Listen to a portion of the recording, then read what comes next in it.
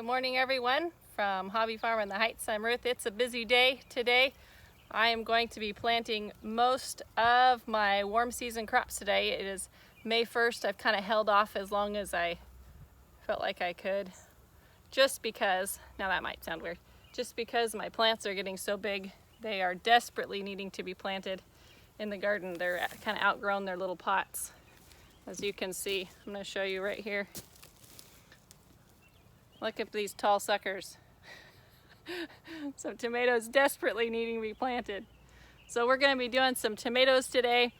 I'm going to show you kind of how I do planting of tomatoes, some of the things that I stick in the tomato hole before I put it in. And I have sweet potatoes to go in the ground. I have cucumbers, which when you see my cucumber plants, you'll be like, whoa! They really need to be planted. They're really tall and gangly. We have a lot going on. In the background you can see my son there diligently doing his schoolwork. Bless his heart. He's nice and handy so I can help him when I need to. Look how tall these cucumbers are. They desperately need to get in. They're going to be probably a little root bound pulling them out, but hopefully they won't have too much transplant shock and will get going, get growing. Now I'm going to be planting these cucumbers. These are slicing cucumbers on the exact same trellis as I have my peas.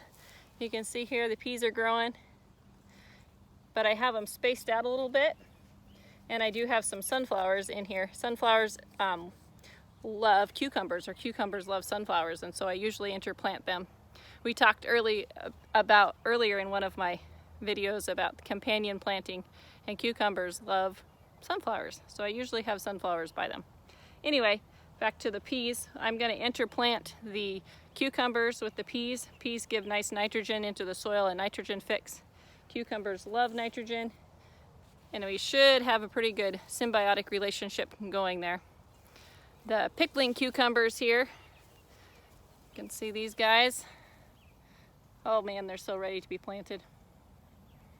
I'm going to be planting them here on the arbor part to go up, and my plan is so it's nice and easy picking. Often with the pickling cucumbers, I don't catch them in time to pick them, to get them in a nice size. They get a little big, and I'm always like, frustrated with myself. And then over here, yesterday or the day before, I got my sweet potato bed all set up. These are just bricks that we've salvaged. My hubby used to work for a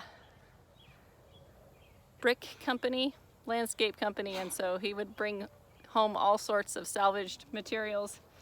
And so if you have opportunity, cinder blocks work really well if you want to make a portable bed like mine. I don't have permanent raised beds because I flat farm, and so what I do is I just kind of erect them when I need them, and then I disassemble and put them away at the end of the season. But this is what I like to grow sweet potatoes in. And my sweet potatoes came in the mail last night. You can see here, I have them in some water. These are my sweet potato slips. And they come in a bundle in a box like this. At least that's how I bought them. And this variety is Georgia Jet. Now the reason why I chose the Georgia Jet variety is because I do live in the north. I live in southeastern Washington, and we have a fairly long growing season for a north, but it isn't like a southern growing season. And so when choosing a variety of sweet potatoes, you want to look at the days to maturity, because they take a lot of days to mature to make a potato, and you need to make sure that you have enough warm season, meaning frost to frost, and to grow a good sweet potato. Georgia Jet has the least amount of days required, and I believe the number is 85. It needs 85 days. Other sweet potatoes need like 120, and I just don't have 120 days of non-frost to grow sweet potatoes. They like it nice and warm, hot soil, and that's another reason why I build a brick raised bed for them, because the bricks can hold heat. They absorb the heat during the day, and they can hold the heat at night better to keep that nice warm environment for them. Anyway, sweet potatoes come in this slip form. I have sprouted my own slips before from sweet potatoes I've grown before, but it's been probably 2 years since I've grown sweet potatoes in my garden, and so I needed some fresh starts. So at the end of this season, I will save a few sweet potatoes for seed purposes for next year's garden. But we'll do a video at the end of the season about that. But I'm gonna take each of these slips here. They look a little forlorn. They come just wrapped in basically wax paper, but they do perk up pretty well right away. I'm gonna really kind of baby these and give them a good soaking and watering for the next few days to get them to go up, back revive, but they're pretty hardy. Sweet potatoes are pretty hardy. So I'm gonna bury them until this first node. I don't wanna bury that node right there that I'm pointing to. The rest of it will go in the ground and I will just plant them in here. So today we have cucumbers going in the ground, we have sweet potatoes going in the ground, we have tomatoes going in the ground, and hopefully get some zucchini squash and summer squash going in the ground because they are all just really desperate to be planted today. So let's go back over to the tomatoes, and I'm gonna recruit my son here to hold the camera for me. He can put his math down. He'll be happy to put his math down for now. And we're gonna come over here and plant some tomatoes. Okay.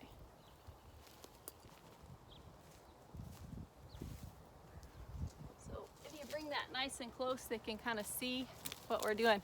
So you can see here I have some eggshells that I've saved. Behind me we have our chicken pen. Our chickens give us lovely eggs. And what I do is after I've used the egg, I crack it obviously open and then I wash the shell really well. Some people will take the shells and actually bake them in the oven. I have never, to kind of break them down, but I'm gonna, in each planting hole of my tomatoes, you can hold it a little bit more steady there, I'm gonna crush about, I'd say about an egg's worth of eggshells in the bottom of the hole. Just kind of crunch them and put them in there. There we go. And I'm also gonna take, now this looks kind of gross, but these are banana peels that I have saved from my kids eating bananas. I'm gonna take a banana peel and I'm gonna stuff it down in the hole too. And there are a couple of reasons why I do these. One, tomatoes need a lot of calcium. You'll notice sometimes your tomatoes will get what's called blossom end rot. The bottom of the tomato is like rotten and malformed, and it just makes a really gnarly, nasty tomato. And you aren't really supposed to can those. And it's because they're not converting the calcium into the soil, into the nutrients that the tomatoes need. They need lots of calcium. And sometimes it's not, your soil doesn't have it, it's just not available for the tomato to use. And so I always add eggshells to my planting hole, and tomatoes love potassium, which there's lots of potassium in your banana peels. And so into my planting hole, I put those two. Now I'm gonna grab a tomato here. See how it's pretty root bound there. Roots are pretty tough in there. Now, tomatoes, the unique thing about tomatoes, and which I love, is you can plant them, and I would recommend planting them super deep. I would not want to have my soil level here because it makes a big gangly plant. I'm gonna actually carefully remove some of these bottom leaves. And then I am going to plant it way up in here, neck deep in my planting hole. Because tomatoes will root along their stem here and give me a nice sturdy plant. Around here we get so much wind, a tall gangly tomato plant is not recommended. You'll see that this even has some blossoms already.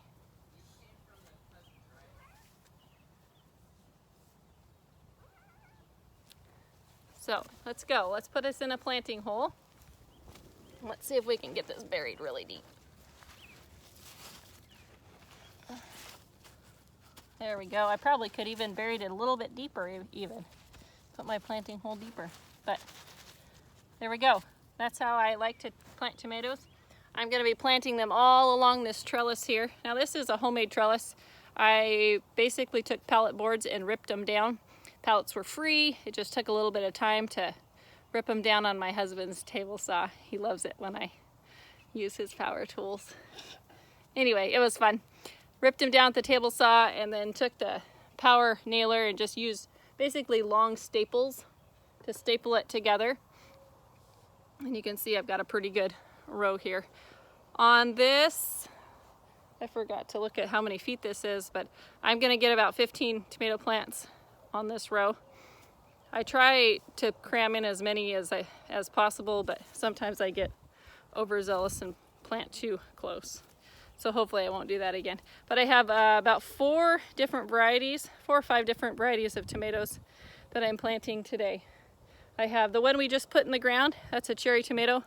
I usually only plant one and then I give the rest away. And I have some San Marzano, which is a plum tomato. I have a Roma, which is another plum. I'm kind of doing an experiment to see which one I like better, the San Marzano or the Roma. And then I have some Brandywine, which is a heirloom tomato. Flavor is outstanding. I have a Rainbow Blend heirloom tomato that just gives such juicy, juicy tomatoes. The only downside is they don't keep on your counter. You pick them and you eat them and they're just terrific. And then I have, a friend of mine gave me an Early Girl and a beefsteak variety. She wasn't sure what kind, but so we'll have lots of varieties of tomatoes that we're planting in here today. And then we will go from there.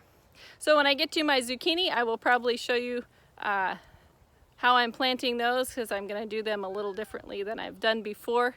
And I'm hoping for good results. I'm hoping. So we're going to sign off for now and get busy planting, and I will catch you again when I get on to the next thing that I'm doing. So hopefully you guys can get out into your gardens and start getting them planted, and hopefully our weather is cooperative. Thanks for watching.